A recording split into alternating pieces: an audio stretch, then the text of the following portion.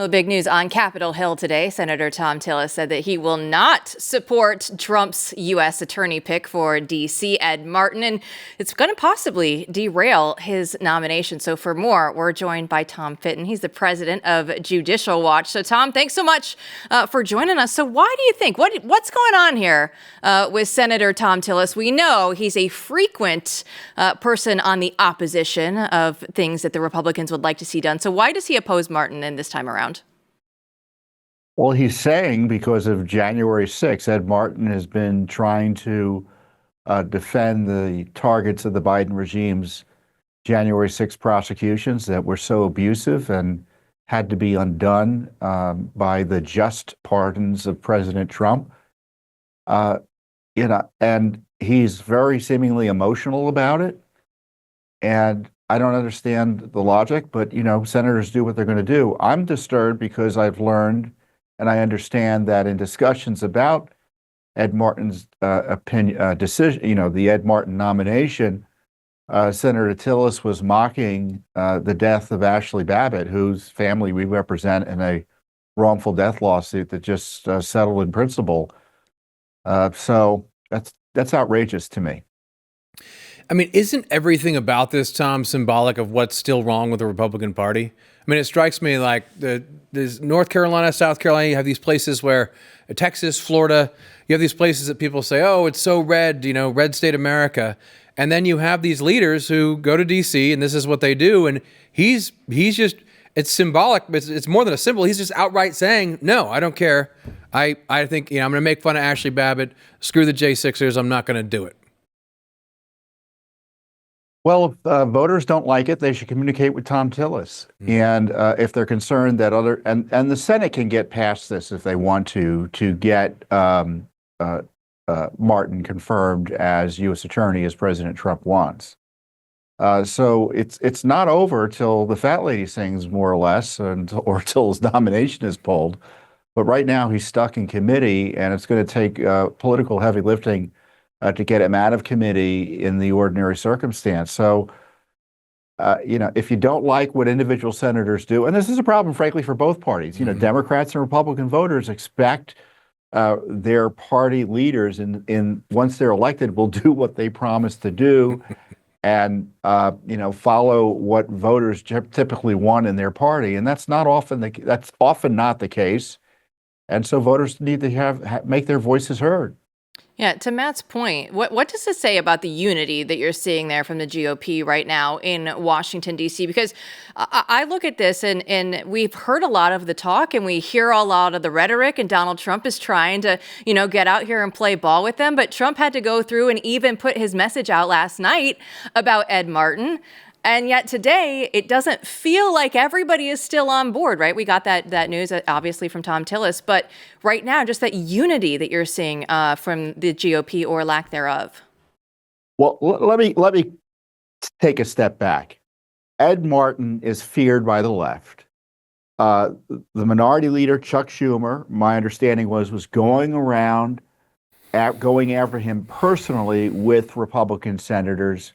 Schumer's mad at Martin because Martin asked him some tough questions and initiated an investigation that he eventually stopped into whether he broke the law in threatening Supreme Court justices. Adam Schiff has had it in for Ed Martin. And so to me, that's all you need to know if you're a conservative or a Republican on the Hill as to what this is about. This isn't about January 6th. This isn't about crime in D.C. This is about left-wing Democrats, the abusers of Trump, who engage in lawfare, being nervous about having someone in office who might hold them accountable. And I'm hoping Thom Tillis sees that over the next few days and gets over what seems to be his PTSD from January 6th and get a law and order guy into this U.S. attorney's seat, the pick that President Trump wants. What do you think is going to happen? What do you think is going to happen with this? I'm not sure. It doesn't look good for Ed Martin, absent intervention, a unified intervention from Republican leadership, and you just pull all together to bypass the committee and get him to the floor. And the president may have no choice but to pull him if he doesn't have the votes, because we got to have someone there. Well, you're talking about January 6th. Let's talk about Judicial Watch. We love a good FOIA around here, right? There's nothing more that gets us riled up. But you have a lawsuit right now going up against the IRS. You're digging for the records on whether or not they targeted January 6 protesters with the ties to Trump's pardon promises. So what are you looking for here in this case? Well, we suspect, given what Democrats were asking for, that the IRS caved into Democratic pressure and targeted January 6ers, targeted groups that were supporting January 6ers against the abuses that I was talking about earlier, the targeting of them by the Biden regime. And it happened before with the Tea Party. I suspect it happened again with the January 6ers.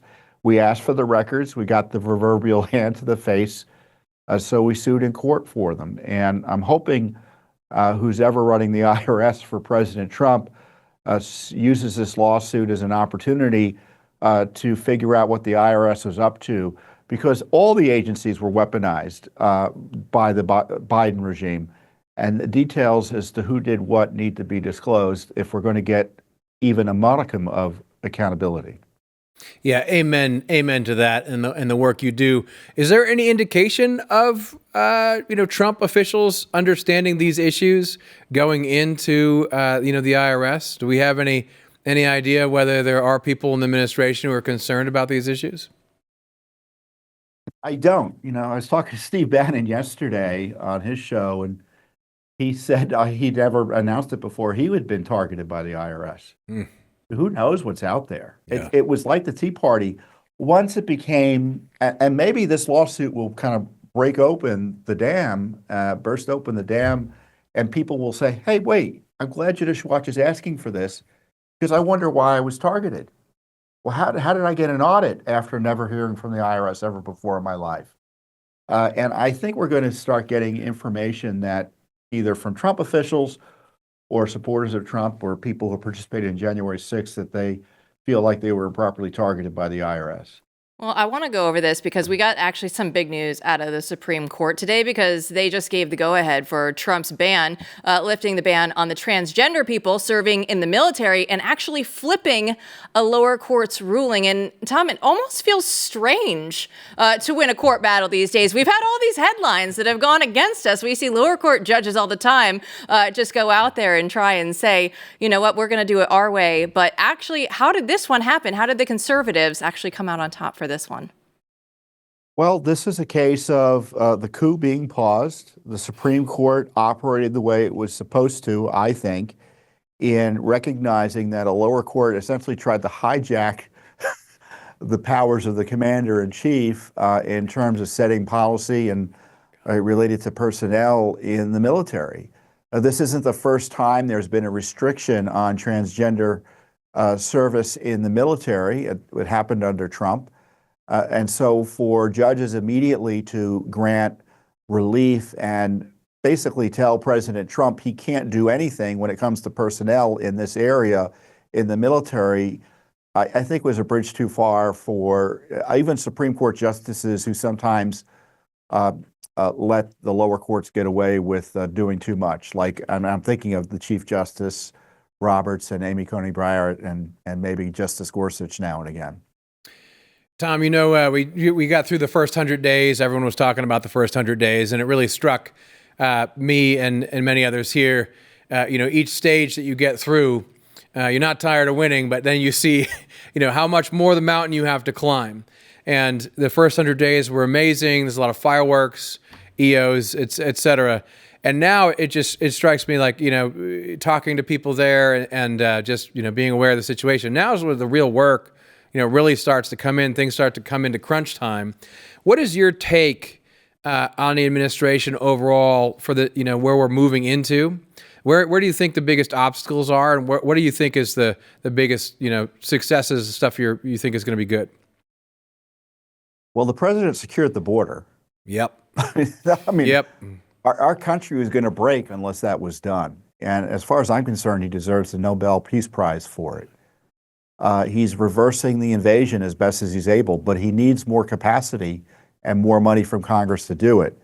So the big hurdle next is the Congress getting this legislation passed, the so-called reconciliation fight settled, so we know that taxes aren't going to go up by $4 trillion next year, and there's going to be funding for increased enforcement with interior removals, the mass deportation.